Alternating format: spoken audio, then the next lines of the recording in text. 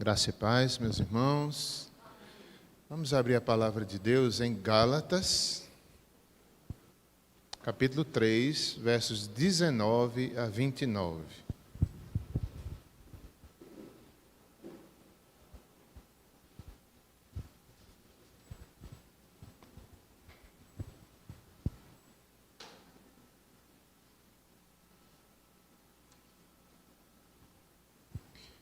Coloquei o tema dessa pregação de hoje, missões, evangelismo e justificação.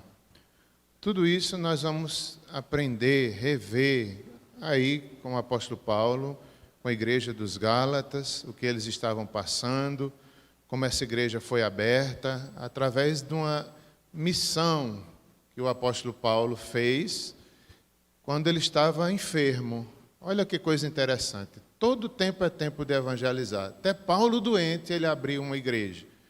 Então, esse é o sentido de missões e de evangelismo também. É a tempo e a fora de tempo.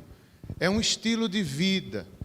E é isso que eu desejo, que nós pastores certamente desejamos e o que o conselho deseja, que nós tenhamos uma igreja evangelizadora, uma igreja missionária. Em tudo que fazemos, é um estilo de vida, é o desejo de alcançar vidas, é viver para a glória de Deus, é aproveitar oportunidades. Nós somos, às vezes, tímidos na evangelização.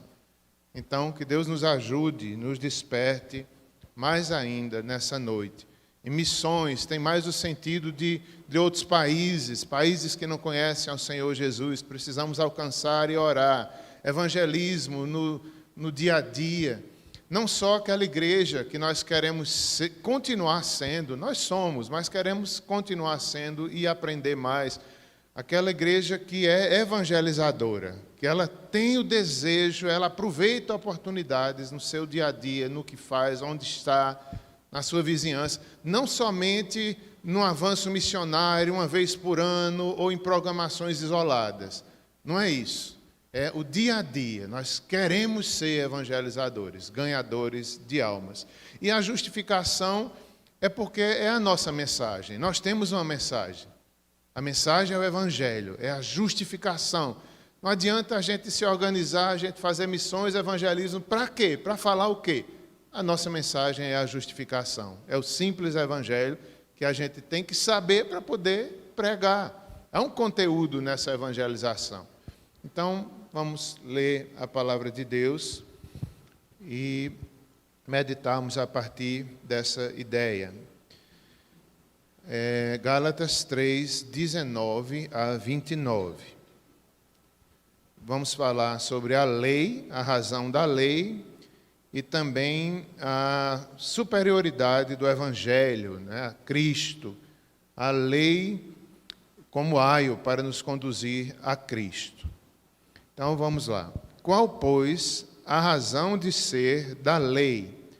Foi adicionada por causa das transgressões, até que viesse o descendente a quem se fez a promessa, e foi promulgada por meio de anjos, pela mão de um mediador.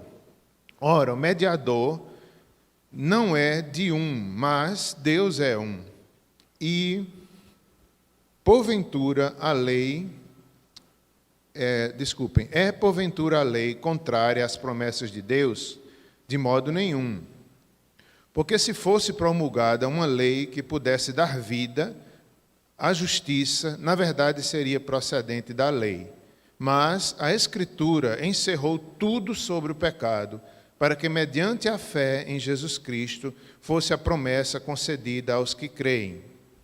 Mas antes que viesse a fé, estávamos sob a tutela da lei, e nela encerrados, para essa fé que, de futuro, haveria de revelar-se. De maneira que a lei nos serviu de aio, para nos conduzir a Cristo, a fim de que fôssemos justificados por Ele. Mas, tendo vindo a fé, já não permanecemos subordinados ao aio, pois todos vós sois filhos de Deus mediante a fé em Cristo Jesus. Porque todos quanto fostes batizados em Cristo, de Cristo vos revestistes. Dessarte não pode haver judeu, nem grego, nem escravo, nem liberto, nem homem, nem mulher. Porque todos vós sois um em Cristo Jesus. E se sois de Cristo, também sois descendentes de Abraão e herdeiros segundo a promessa. Oremos mais uma vez. Querido Deus, aplica a Tua palavra em nossos corações, nos desperta. Queremos entender a justificação, queremos reconhecer a nossa tarefa missionária, a evangelização também. Nos desperta nessa noite, nos capacita com o Teu poder, nos unge, nos dá ousadia para proclamarmos a Tua palavra, essa mensagem gloriosa, o Evangelho, a justificação ali na cruz. Nos ajuda, em nome de Jesus. Amém. Irmãos, antes de irmos para o texto, eu queria falar um pouco do apóstolo Paulo, autor dessa epístola. A sua conversão, o seu chamado, a sua vida, tudo nos mostra. Ele era um evangelizador, ele fazia missões e ele tinha uma mensagem. Essa mensagem, o evangelho que foi lhe dado por revelação, ele se tornou apóstolo, foi chamado ali na estrada de Damasco. Paulo antes perseguia a igreja, ele era conhecedor do judaísmo, ele era dedicado, ele sabia a lei, ele praticava a lei. De certa forma, ele era um legalista ali, zeloso demais, por isso até perseguia a igreja. Mas, quando ele recebe esse novo entendimento, que é o Evangelho, ele não nega as suas raízes, ele não nega ali a lei, Abraão, Moisés, não, mas ele vê que tudo aponta para Cristo. E assim Paulo é quebrantado, não foi tão fácil quanto a gente pensa, né? É uma história, ele passa um tempo na Arábia, amadurecendo, certamente organizando essas doutrinas, essa revelação do Evangelho, que não negava as raízes, mas ia além, né? Além da lei, o fim da lei é Cristo. E Paulo era tudo isso, ele proclama a justificação. Nós somos salvos, judeus e gentios, nós somos salvos pela fé em Cristo, não pela lei, não pelas nossas obras. Isso era muito claro, agora no Evangelho ficou mais claro ainda. E Paulo sofre por essa mensagem e proclama e vai de cidade em cidade e assim chega ali aos Gálatas, como uma das primeiras epístolas que ele escreve. Ele de tal forma que nós podemos lembrar que lá em Romanos, né, quando ele fala também da justificação do Evangelho, lá em Romanos 11, 33 a 36, ele diz: ó profundidade da riqueza. É grande demais o que Paulo vê, Cristo é maior do que a lei. Paulo sofre, Paulo entende tudo, é um processo para ele passar por essa transformação que o Evangelho fez, se tornar esse missionário, se tornar esse evangelizador. E ele diz lá em Romanos: ó profundidade das riquezas, da sabedoria, do conhecimento de Deus, quão insondáveis são os teus juízos, quão inescrutáveis os teus caminhos. Quem, pois, conheceu a mente do Senhor? Quem foi o seu conselheiro? Ou quem primeiro deu a ele para que ele venha a ser restituído? Porque dele, por meio dele, para ele são todas as coisas. Então aqui Paulo mostra essa, digamos assim, essa êxtase, essa alegria. Tudo é por ele, tudo é por Cristo. Cristo estava lá, ali na promessa dada a Eva. Cristo estava em Abraão, ali no sacrifício de Isaac, todas essas alianças, né? Cantamos agora, Deus de aliança, em Moisés, mas tudo era uma só história até chegar em Cristo, e Paulo se rende, Paulo agora dedica a sua vida, chega aos Gálatas, enfermo, e Deus o usa para abrir uma igreja. É assim que nós queremos ser, evangelizadores, no hospital, num trabalho, enfermos, saudáveis, em qualquer lugar, é um estilo de vida. Ele vivia o Evangelho, ele não só pregava o Evangelho. A data dessa epístola, como já disse, provavelmente a primeira do apóstolo Paulo, que temos hoje, pelo menos, em mãos, aos gentios, no ano 49 depois de Cristo. O que é que estava acontecendo ali, que Paulo estava tão admirado? Não é? Uma igreja que ele abriu, Deus, né, através dele. Pouco tempo eles receberam com alegria o Evangelho, receberam o poder do Espírito Santo, e agora chegou os judaizantes, falsos pregadores, e aquela igreja estava dando ouvido. Eles estavam se afastando. Os judaizantes, eles diziam: vocês têm que ter Cristo, mas vocês têm que ter a lei também. Vocês têm que ter Cristo, mas vocês têm que circuncidar-se. E eles estavam admitindo e querendo voltar para a lei. Aí Paulo se admira e diz: vocês estão regredindo, vocês estavam na plena luz, estão voltando para algo que é importante, mas era menor. Cristo é suficiente. A justificação, nós somos aceitos pelo sangue de Jesus, não por obras da lei, não pela força humana, e vocês estão regredindo. E Paulo escreve ali, combatendo essa ideia e mostrando a justificação. E essa é a mensagem que nós pregamos no dia a dia, nas missões. É o Cristo que pagou o nosso pecado. É o Cristo que é maior do que as obras humanas. Ele que já fazia parte das profecias antigas, o Verbo se fez carne. Essa é a nossa mensagem todos os dias da nossa vida. O apóstolo Paulo estava admirado, deles tão depressa se afastarem do verdadeiro evangelho. Isso está no capítulo 1, verso 6. Admira-me que estejais passando tão depressa daquele que vos chamou na graça de Cristo para outro evangelho. Então, nossa mensagem é a graça de Cristo. Há dois perigos que aqueles irmãos corriam e nós ainda hoje corremos, que é corrigido aqui no livro de Gálatas, é o legalismo e o antinomismo, inimigos do evangelho. O que é legalismo? É quando a gente acha que dá valor demais à lei e que a gente, pela nossa obediência, a gente ganha a salvação. A gente quer obedecer em tudo, eu vou guardar os 10 mandamentos, eu não vou errar nunca porque eu vou conseguir minha salvação. Isso é legalismo. A gente não pode, a gente confia em Cristo, sem deixar de se esforçar para ter uma vida obediente, sem deixar de buscar a santificação, mas por gratidão, não esperando ser salvo por isso. Então, devemos ter cuidado. E o antinomismo são pessoas que desprezam totalmente a lei. Acham que não precisa mais da lei. Não, eu tenho Cristo e tudo mais. Mas se esquecem que nós ainda precisamos da lei como padrão santo de Deus para a nossa vida. E também nós estamos ainda na lei de Cristo. Não estamos livres para fazer tudo o que queremos ou viver no pecado. Não, há um referencial, há uma lei, há um modelo que ainda é para nós hoje. Em gratidão.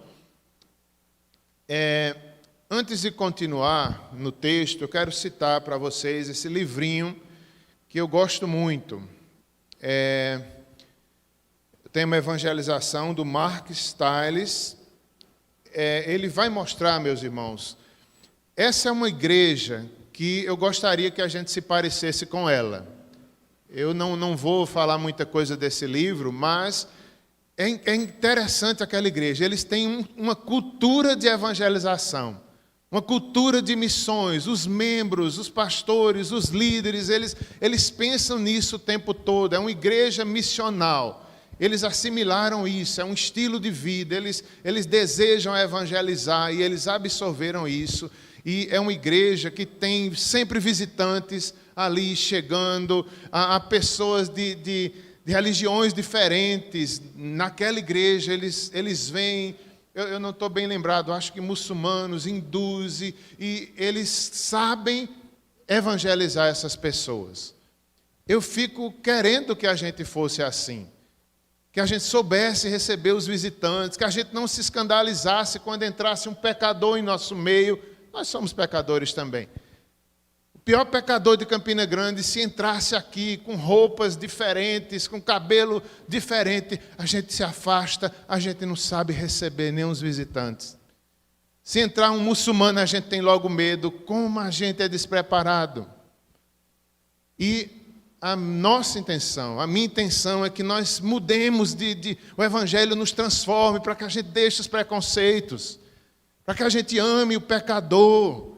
O Evangelho é a resposta para qualquer pecador, e nós somos pecadores também. Por que tanto preconceito? Por que tanta... A gente fica olhando as pessoas pela nossa visão, sem olhar pela lente do Evangelho e da graça de Deus. Esse livro é muito interessante. Evangelização é mais que um programa. Passam-se alguns anos e as igrejas continuam se lançando a mais recente moda evangelística. Os líderes administram um novo programa e os membros põem a mão na massa. Mas imagine uma igreja em que a evangelização simplesmente faça parte da cultura da igreja. Os líderes estão sempre compartilhando a fé e o fazem abertamente.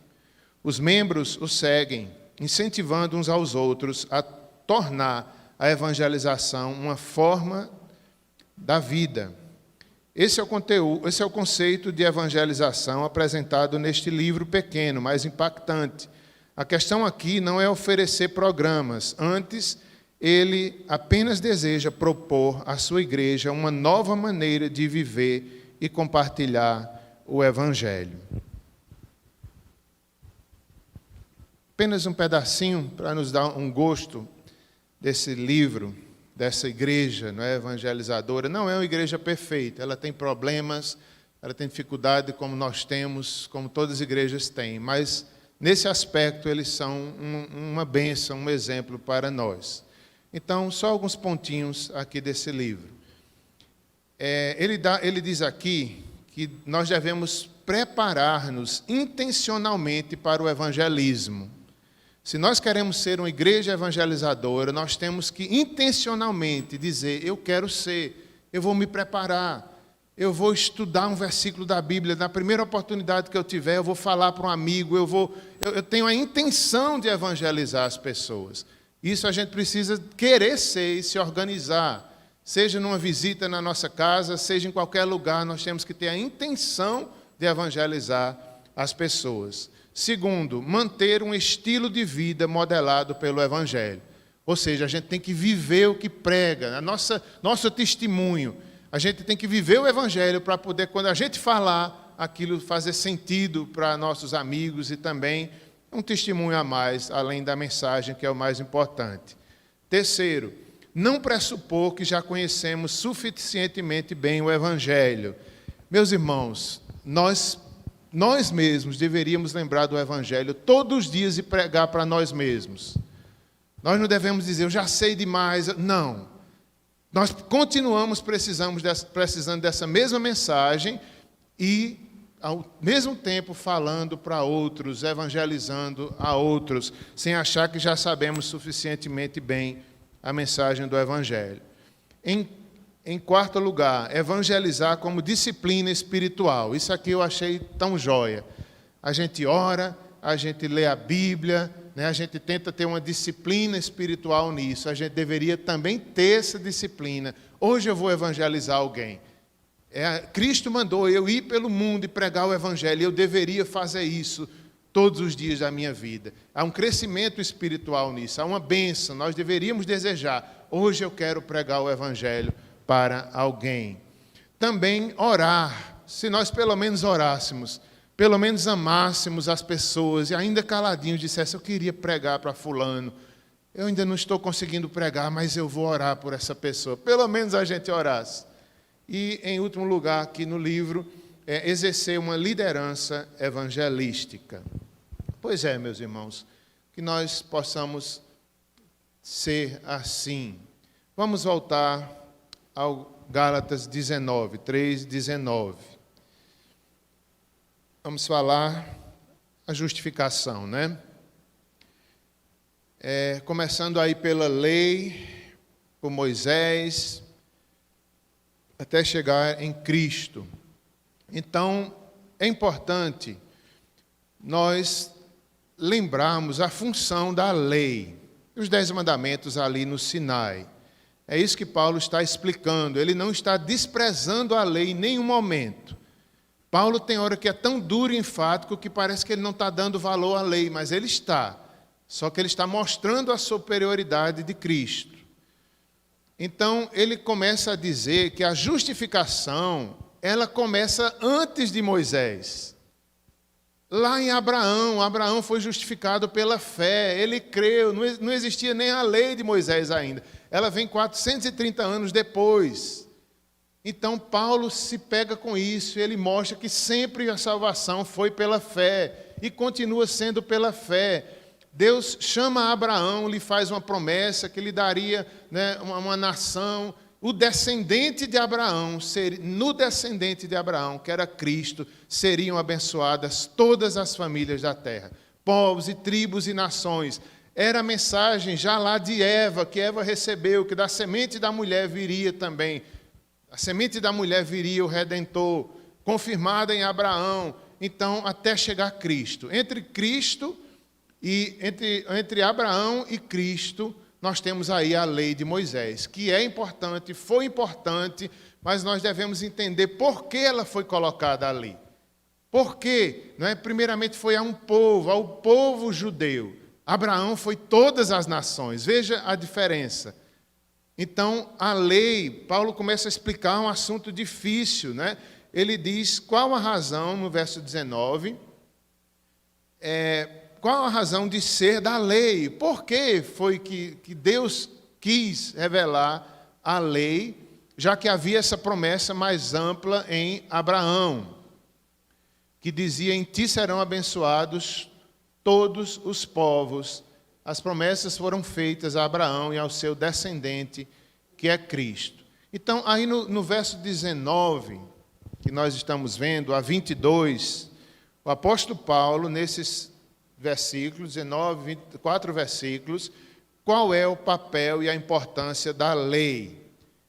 A lei, ela veio 430 anos depois de Abraão, foi adicionada por causa das transgressões, até que viesse o descendente a que se fez a promessa, por meio de anjos e mediador. A promessa foi dada pelo próprio Deus, salvar, abençoar toda a terra em Cristo descendente. Então, o argumento do apóstolo Paulo, ele vai dizer que a lei foi dada para mostrar a transgressão do povo judeu, e nossa também, primeiramente aos judeus. Um povo privilegiado, um povo que viu as alianças, mas antes de Cristo chegar, os judeus, que às vezes eram orgulhosos, porque era o povo escolhido, porque talvez se achava melhor do que as outras nações, então a lei, ela servia para dizer ao judeu, vocês são pecadores iguais aos outros. Vocês não conseguem cumprir os 10 mandamentos sem pecar. Lá em Romanos, Paulo vai dizer isso. Todos são pecadores. Os judeus, apesar da lei, são pecadores. Os gentios, as outras nações que não conheciam a aliança de Abraão nem de Moisés, viviam sem conhecer o plano de Deus, também eram pecadores. E em Cristo, todos são resgatados. A lei mostra essa necessidade do Redentor. A lei clama pela graça. Ela é importante, mas ela mostrou ao povo judeu que eles eram pecadores. E Paulo diz isso, né? Foi adicionada por causa das transgressões, até que viesse o descendente, a quem se fez a promessa, e foi promulgada por meio de anjos, pela mão de um mediador. Então, segundo ponto, ele diz essa diferença. A lei, ela foi dada por meio de anjos e um mediador, Moisés. Já a promessa de Abraão, que era Cristo, né? Foi o próprio Deus ali falando. Então, até nisso, ela é superior, essa promessa. Deus mesmo ali, estava já incluindo todos os povos e todas as nações. Foi promulgada por meio de anjos, pela mão de um mediador. É isso. As promessas, já a promessa foi dada pelo próprio Deus. Deus prometeu salvar, abençoar toda a terra no descendente que é Cristo. Paulo diz claramente que o descendente de Abraão é Cristo, o verdadeiro filho, e nele todos nós nos tornamos filhos de Deus. Também outra função da lei era a intenção de refrear os pecados daquele povo e nosso também. Então, a lei, ela é uma advertência, é um freio para o pecador. É Deus freando, mostrando, cuidado, vocês estão indo longe demais, aqui tem um padrão santo, se arrependam. A lei mostra, se arrependam, clamem pela graça. Também a lei serviu e serve para colocar um temor na mente deles e ser um freio para seus desejos de devassidão, aos quais estavam naturalmente inclinados.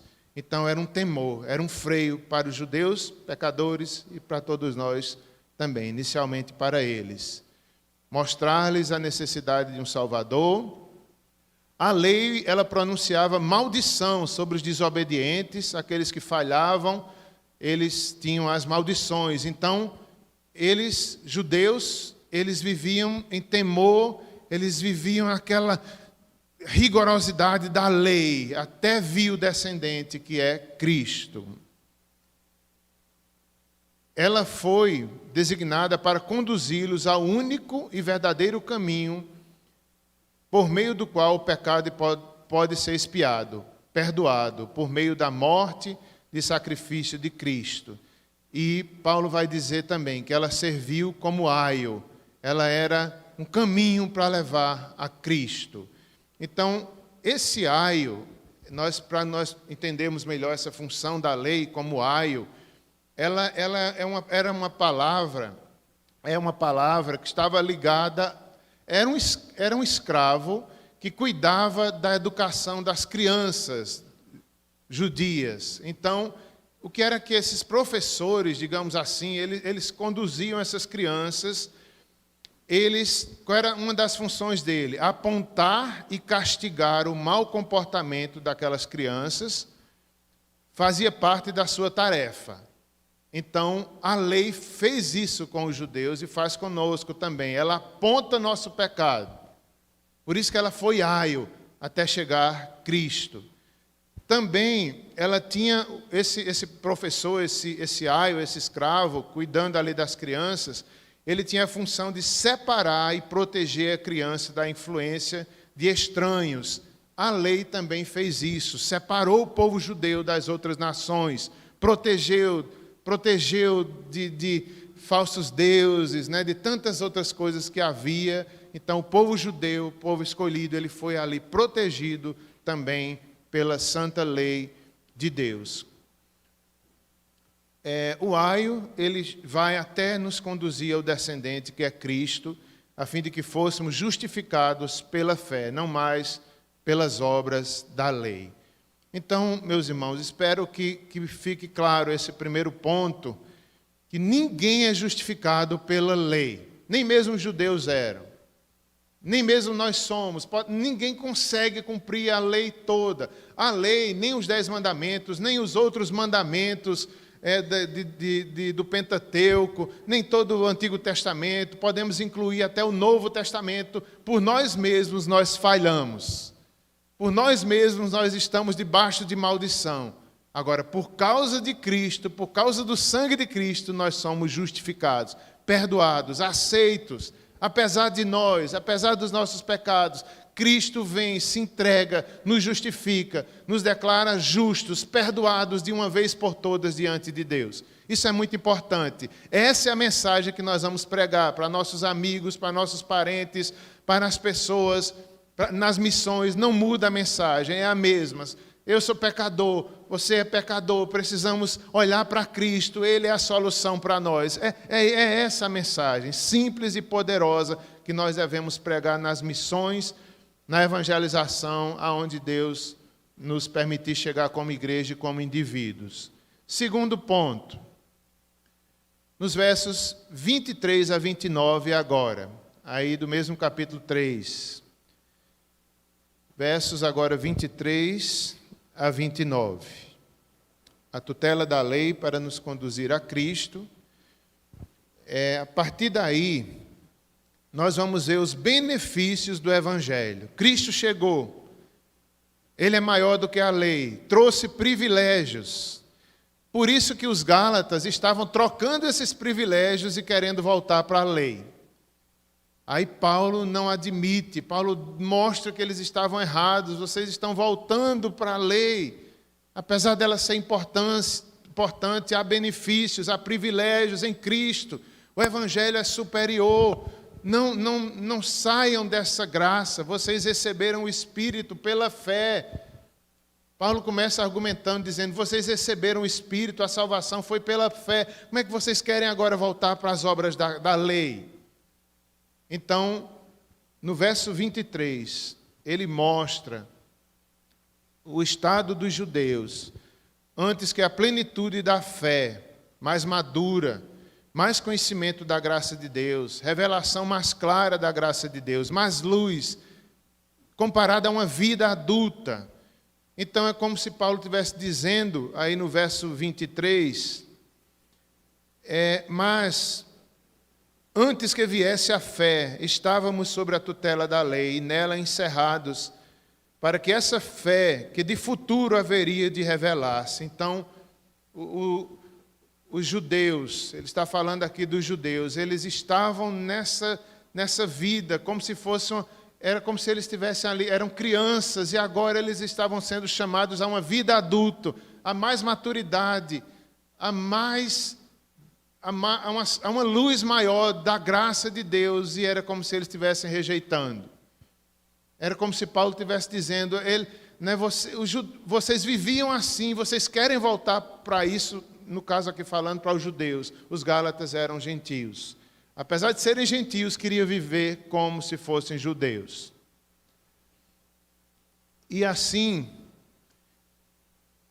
eles estavam, os judeus, Paulo estava explicando para os gálatas que queriam isso, eles estavam guardados debaixo da lei, debaixo de penas severas, estado de servidão e medo, observância rigorosa dos vários preceitos dela, debaixo do terror e da disciplina dela. Eu não sei se vocês percebem isso. Vocês já viram quando as pessoas não conhecem Cristo de verdade, não conhecem a justificação, elas têm medo das coisas de Deus?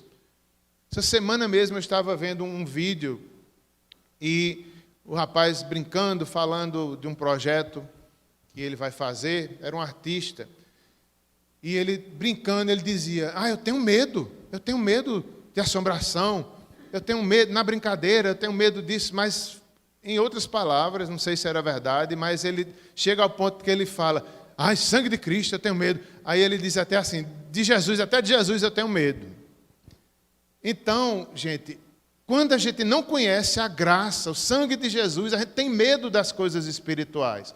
A gente tem medo do nosso futuro, a gente não tem certeza da salvação, não é? Vive naquele rigor, eu tenho que obedecer, eu tenho que jejuar várias vezes por dia, eu tenho que me chicotear, eu tenho que ser santo na minha força. Agora, quando a gente conhece Cristo, você vê que foi Ele que fez por nós. Nós devemos continuar nos esforçando, mas sabendo que é por causa do que Ele fez.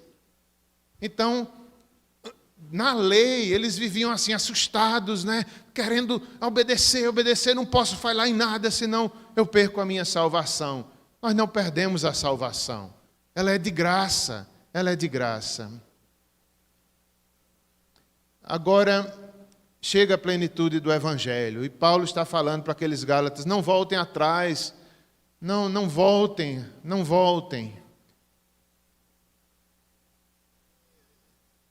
A intenção era que, nessa situação, eles se dispusessem mais rapidamente a abraçar a fé que havia de se manifestar, ainda no verso 23. Era como se a lei mostrasse o pecado deles, dos judeus, e eles rapidamente quisessem Cristo, rapidamente quisessem a graça. Mas não foi assim, eles rejeitaram a graça, rejeitaram Cristo. Agora, no verso 24, Paulo vai continuar dizendo os benefícios do Evangelho, os benefícios de Cristo. Ele vai dizer que somos justificados pela fé, somos perdoados e aceitos como justos diante de Deus por causa de Cristo. Isso aqui é o ponto mais importante. Que Paulo diz essa grande bênção em Cristo. Nós somos justificados, perdoados.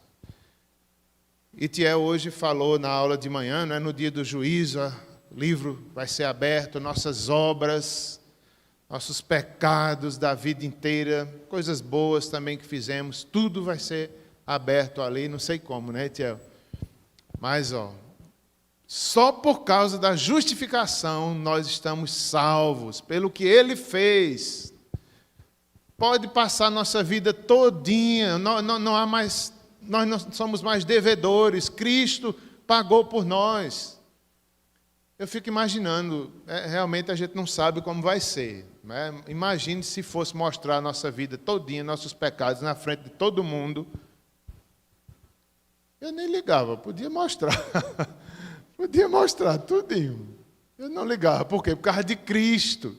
Ele já justificou. Pode passar, eu digo, fui perdoado. É verdade, não me importa não. Pode o mundo inteiro ver. Cristo é maior. A nossa salvação é essa. Nós somos justificados por Cristo. Perdoados, aceitos pelo Pai como filhos, declarados justos. Só por causa de Cristo, não por causa de nós mesmos. Se fôssemos por nós, passava o filme da nossa vida condenado, do início ao fim. Mas por causa do sangue de Cristo, pela graça, nós somos agora salvos. Nós devemos pregar essa mensagem. Lá em 1 Timóteo, falando sobre o Evangelho, ele vai falar sobre a igreja, como se comportar na igreja de Deus, que é a firmeza e coluna e firmeza da verdade. Ali no finalzinho desse capítulo 3, ele vai falar ali sobre o Evangelho e que a igreja deve pregar a verdade. O Deus da verdade é a base da nossa fé, é a base da justificação. E ele completa essa ideia lá em Timóteo dizendo, Deus que se manifestou em carne, Cristo, né, quando ele veio a esse mundo. Ele foi justificado no Espírito em nosso lugar. Ele ressuscitou. Ele foi visto por anjos, a sua ascensão. Pregado entre os gentios. Apocalipse fala isso. Paulo fala isso. Cristo foi pregado entre nós. Hoje nós cremos. Devemos continuar pregando essa mensagem. A igreja, coluna e baluarte da verdade. Luz do mundo. Pregado entre os gentios, crido no mundo e recebido na glória quando ele subiu aos céus. E aqui, meus irmãos, eu quero fazer uma observação. A ousadia e a convicção que o Evangelho e a resposta de Deus é a resposta de Deus para o pecador. Devemos ter ousadia ao pregar o Evangelho. É só um parêntese aqui. No final dessa mensagem, antes da Santa Ceia, eu vou orar pedindo isso para nós, ousadia para pregarmos o Evangelho. Convicção. Nós precisamos convicção de que o Evangelho é a verdade, de que é a verdade a ser vivida e proclamada. Será que você tem essa convicção? Você crê que isso que Paulo falou é a verdade maior? Precisa ter. E só quem dá isso é Deus, só quem dá isso é a palavra. Outra questão é a ousadia de pregar esse Evangelho. A gente vê isso no livro de Atos. A Bíblia diz que Jesus ali comeu com eles, depois de ressuscitado, passou alguns dias e falou, fiquem em Jerusalém, até que do alto vocês sejam revestidos de poder. Não muito depois desses dias. E João Batista batizou com água, mas vós sereis batizados com o Espírito Santo. Alguns dias depois, eles estavam em Jerusalém, o poder do Espírito Santo veio sobre eles, e essa é a diferença. Quando o Espírito veio sobre eles, eles tinham convicção de que o Evangelho é a verdade. Eles agora saíram pregando, sofrendo, enfrentando autoridades de cidade em cidade, fazendo o que Jesus antes fez. Fazendo o que Paulo também fazia, a igreja inteira agora, ousada pelo poder de Deus. Mas recebereis sobre vós o Espírito Santo e sereis minhas testemunhas, Jerusalém, Samaria, em toda a terra. Então, se queremos ser evangelizadores, se queremos ser missionários, nós devemos pedir, Espírito Santo, me toca, me enche, me dá essa convicção de que é a verdade de Deus e defenda o Evangelho com todas as suas forças, porque é a revelação de Deus, é a vontade de Deus. Então nós precisamos disso. Sem isso a gente nunca seremos uma igreja missionária, nunca seremos evangelizadores, porque temeremos, porque seremos tímidos, porque teremos dúvida. Será que é verdade? Então eu fico calado. Agora, quando você crê, você enfrenta, você fala, porque é o poder de Deus. O Evangelho é o poder de Deus. Eu coloquei aqui, meus irmãos, 2 pessoas aqui da igreja que eu acho que são ousadas e convictas. Vocês já sabem. Eu gosto muito dessas 2 irmãs. E elas são exemplo para nós de pessoas evangelizadoras. É Dona Loura e minha mãe, Rosemary. Eu acho Dona Loura uma bênção. Onde ela chega, ela quer falar de Jesus. Ela quer falar, ela fala no consultório e ali pregando e testemunhando. Que coisa linda. Eu queria que todos nós fôssemos assim. Com sabedoria, pelo menos orássemos, pelo menos quando olhasse para uma pessoa, o primeiro pensamento da gente fosse: Senhor, dá-me a oportunidade de testemunhar para essa pessoa. Pelo menos a gente orar já era um bom início. Minha mãe é assim também, meus irmãos. Eu nunca vi. Onde ela chega, é nos vizinhos, é aqui, é ali, às vezes até exagera, mas peca pelo excesso. Tem hora que eu tenho que puxar ela. Mamãe, tá bom, mamãe. Mamãe, deixa-me fazer vergonha, né? Fica me fazendo vergonha, mas eu digo: amém, Senhor, obrigado, porque ela é assim. E usa o zap, e fala com pessoas da família, e olha, é uma ousadia, porque ela crê nessa mensagem. Ela ora pelas pessoas. Ela sabe que é a salvação para todos, então ela quer fazer isso, né, mamãe? Ela está em casa ouvindo, né? Ela vai puxar minhas orelhas hoje, né? Eu que estou puxando a dela hoje. Estou brincando. Mas é isso, meus irmãos. Se a gente quer ser essa igreja, a gente tem que pedir o Espírito Santo. Recebereis sobre vós o Espírito Santo e sereis minhas testemunhas. Pelo poder do Espírito vem a convicção, vem a ousadia. Senão a gente fica na dúvida, a gente duvida, eu não posso, eu não tenho tempo. É porque a gente não tem convicção de que o Evangelho é a mensagem central. O Evangelho é próprio Cristo. O Evangelho que Paulo pregou é Cristo. E a igreja não pode ter outro fundamento. Jesus determinou-lhes que não se ausentassem de Jerusalém, como eu já falei e tal. E é isso, meus irmãos. Verso 25, progredindo aí no verso 25, a outra bênção que Cristo traz, que o Evangelho traz: ficamos livres da lei como meio de salvação. Então, não podemos desprezar nunca a lei. Os 10 mandamentos são importantes, o Velho Testamento é importante, toda lei é importante. Mas ela não é meio de salvação. O único meio de salvação é o sacrifício de Cristo. Nossas obras são importantes, busquemos a santificação, mas não nos salva. O que salva é somente a graça. Então, verso 25 diz isso. 3:25, mas tendo vindo a fé, já não permanecemos subordinados ao aio. Então veio a fé, veio Cristo, veio o Evangelho. Nós não precisamos mais dos sacrifícios ali, da lei, do Pentateuco, de animais, dos rituais que eram importantes ali no templo, no tabernáculo. Tudo apontava para Cristo, mas não mais precisamos disso. Há um sacerdote maior. O sangue não mais de carneiros, agora é o sangue de Cristo, é algo definitivo. Então não voltemos mais atrás. Essas coisas eram importantes, mas o aio passou. Agora é a plenitude da fé prometida a Abraão, na plenitude de Cristo. Essa é a nossa mensagem. Verso 26. O verso 26 vai dizer: pois todos vós sois filhos de Deus, mediante a fé em Cristo. É muito simples o Evangelho. Agora somos filhos, mediante a fé. Como é que nós somos salvos? Pela fé no Filho de Deus. Ele que é o verdadeiro Filho, nele nós somos unidos pela fé e nos tornamos filho. Agora nós temos um acesso mais próximo, mais livre de Deus. Tendo aceitado a Jesus como Senhor e Salvador, confiando somente nele para a justificação e salvação. João, capítulo 1, verso 12, diz: a todos quanto receberam, deu-lhes o poder de serem feitos filhos de Deus, aos que creem no seu nome. Então, a salvação vem pelo crer no Filho de Deus, em Jesus. Creia, creia. Se você nessa noite está ouvindo essa mensagem, não é? Essa é a mensagem de Deus. Pela fé, creia. Cristo é o descendente. Cristo foi à cruz para nos salvar. Sem Ele estávamos perdidos. Creia nisso e você será salvo. Se entregue, creia.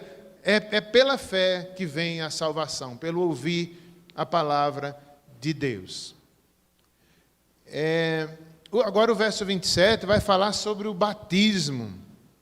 O batismo, porque todos quantos fomos batizados em Cristo, de Cristo vos revestistes, né? Que coisa linda, meus irmãos. Em Cristo nós temos uma nova veste, a veste da justiça. As vestes do pecado nós deixamos para trás. O pecado, as vestes sujas ficam para trás. Agora é uma nova veste em Cristo, a justiça dele, o exemplo dele, a vida dele. Nós revestimos, o passado ficou para trás. É a nova vida, é a nova criação, é o novo nascimento. Fomos batizados. O batismo é importante, é confessar. No batismo é uma confissão de fé. Eu creio que Cristo morreu e ressuscitou.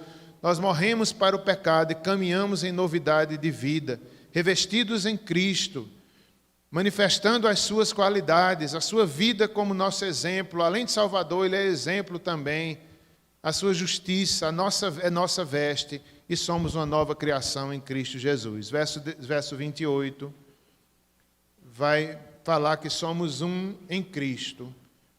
Judeus, gentios, nem escravos, nem liberto, nem homem, nem mulher. Verso 28 vai dizer: dissarte, não pode haver judeu nem grego, nem escravo nem liberto, nem homem nem mulher, porque todos vós sois um em Cristo Jesus. Então, Paulo vai mostrar, não é, que em Cristo Jesus todos os povos são um só corpo, uma só família da fé. Eu acredito, ele vai falar que não há mais judeus. Os verdadeiros judeus são aqueles da fé, os filhos de Abraão. Judeus e gentios são chamados agora ao arrependimento. Todos são pecadores, como diz lá em Romanos. Nem escravos, nem livres. Não há mais essa distinção de classes sociais, ou de homem ou de mulher. Na lei, os homens eram circuncidados, as mulheres não. As mulheres no parto tinham as leis fortes assim para as mulheres, elas ficavam ali tratadas nessa forma, na menstruação. Então havia essas leis que eram importantes. Começava a mostrar o Evangelho, mas veio algo superior. Não há mais essa diferença. As mulheres, elas são filhas do mesmo jeito. Elas são herdeiras, elas são pecadoras igual aos homens, elas são salvas pela mesma fé, pelo mesmo Cristo. Então Paulo está dizendo, quebrou tudo. A separação que havia entre judeus e gentios, havia um muro. Lá em Efésios ele vai dizer, esse muro de separação foi quebrado por Cristo na cruz. Não há mais. Então os judeus hoje são chamados à salvação, eles são enxertados quando creem em Cristo. Então, o Evangelho deve ser pregado em todas as nações. E é um só povo, uma só fé, a bárbaros, a todo tipo de pessoas. Havia muitos escravos naquela época. Em Paulo diz aqui, você é escravo, ou melhor, diz em outro lugar, se você é escravo, você é livre no Senhor. Se você é Senhor, lembre-se que há um Senhor no céu que você vai prestar contas. Somos um em Cristo. Eu fico pensando, nessa época de Olimpíada, as nações, várias nações ali reunidas. É verdade que muitas vezes com propósitos diferentes do que nós gostaríamos, outros propósitos ideológicos, outras bandeiras, ao invés de ser somente a garra de cada atleta, de cada nação, às vezes dinheiro por trás, tantas coisas que nos entristecem. Mas, apesar de tudo isso, eu ainda gosto da Olimpíada. Eu olho, acho tão bonito, eu fico pensando no céu, né? Quando todas as nações ali, redimidas, transformadas, salvas, eu acho interessante. Se é bonito uma reunião assim, humana, com defeitos, imagine algo superior, todas as nações em Cristo reunidas, um só Senhor, uma só fé e um só povo. Apocalipse vai falar desse dia, todas as nações diante do Senhor. Exercita-te na piedade, disse Paulo a Timóteo, pois o exercício físico para pouco é proveitoso, mas a piedade para tudo é proveitosa. Então, todo exercício é importante, mas é muito pouco. Medalha, é bom ganhar medalha, mas é muito pouco. A piedade é muito maior. A missões é muito maior. A evangelização é muito maior.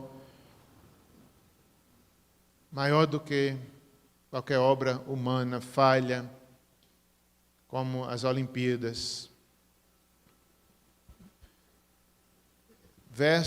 Lá em Colossenses 3,11, Paulo repete, dizendo, no qual não pode haver grego nem judeu, circuncisão nem incircuncisão, bárbaro, nem cita. Quem eram os bárbaros? Eram pessoas que não falavam grego, considerados não civilizados pelos gregos.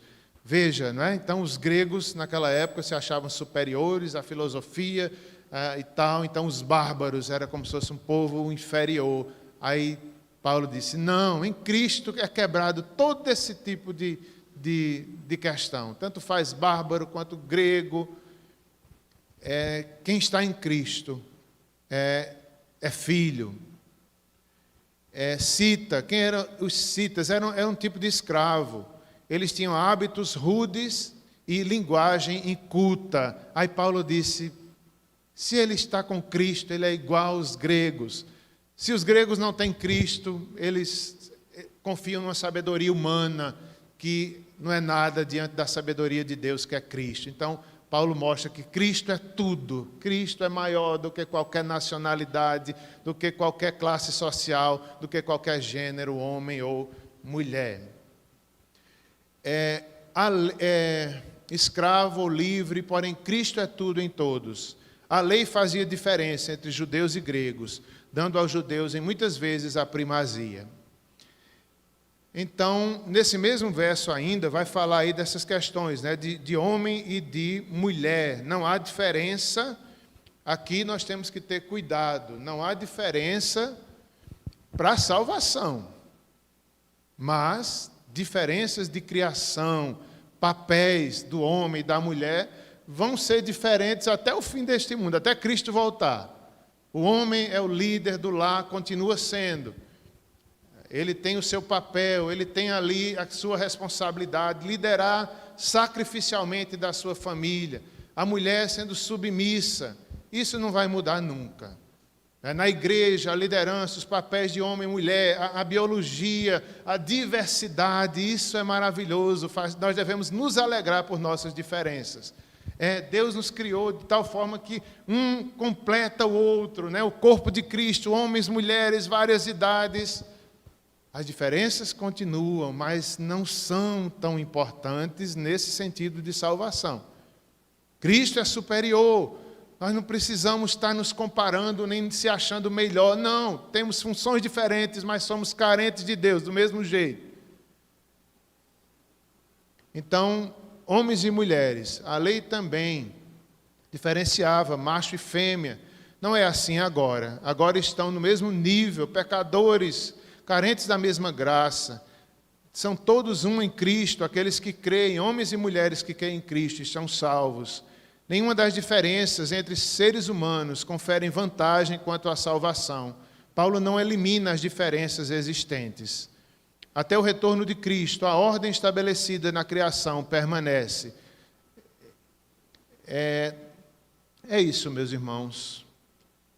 Nossa identidade está afirmada em Cristo, não na nossa sexualidade, não em nossos sentimentos que podem mentir, não no que os outros dizem ou pensam a nosso respeito. O nosso juízo vem do próprio Deus, é Deus quem julga corretamente em Cristo. 1 Coríntios 4, versos 3 e 4. E é isso, o último verso 29. Verso 29. Se sois de Cristo, também sois descendentes de Abraão e herdeiros segundo a promessa. Paulo finaliza pelo menos parte desse texto.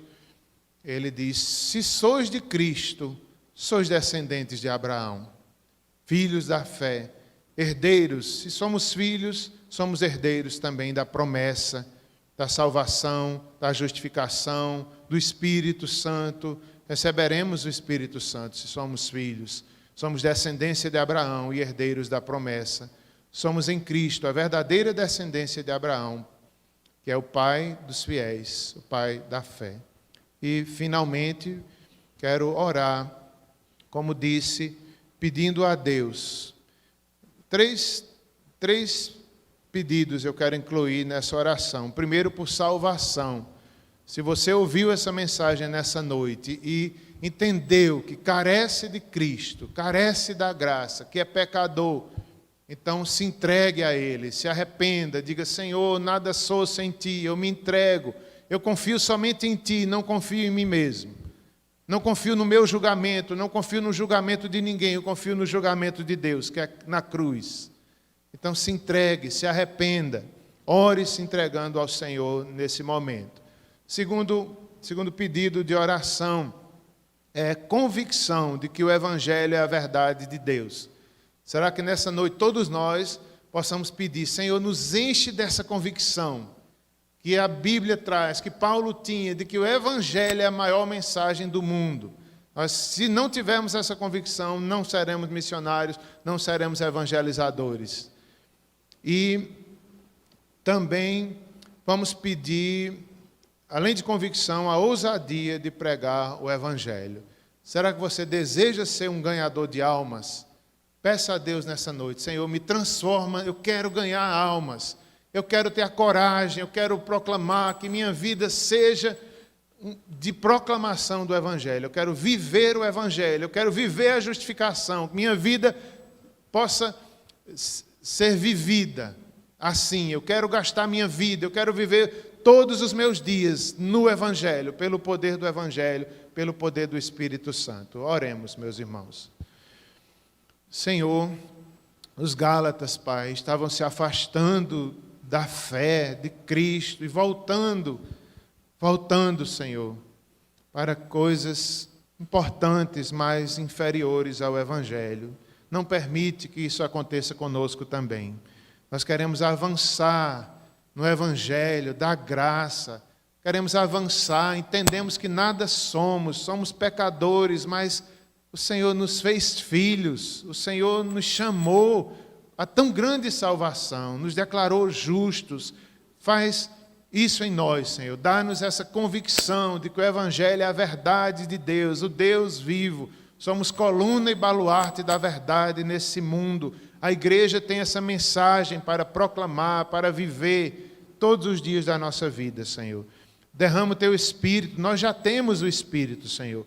Dá-nos mais graça, mais força, para que tenhamos essa coragem de pregar o Evangelho. Queremos ser igreja missionária, igreja evangelizadora, igreja que vive na graça da justificação em Cristo Jesus. Tem misericórdia de nós. Oramos também por aqueles que hoje se entregam a Cristo, se arrependem dos seus pecados, confiam só nele, tudo é por meio dele. O Filho de Deus, Deus enviou seu Filho ao mundo para nos salvar, Faz isso em nossas vidas, nos entregamos a Ti, em nome de Jesus. Amém.